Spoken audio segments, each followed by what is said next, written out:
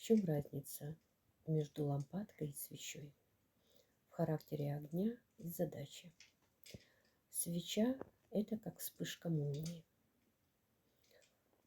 Это огонь с ограниченным сроком.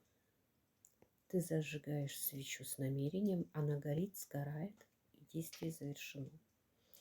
То есть свеча – это инструмент импульса и результата. Лампадка, если сравнивать, то это свет фонаря в ночи. Она более стабильна. Это огонь без жесткого отсечения. Она поддерживает состояние, создает постоянное присутствие силы и держит поле. Другими словами, лампадка – это инструмент состояния и поддержания.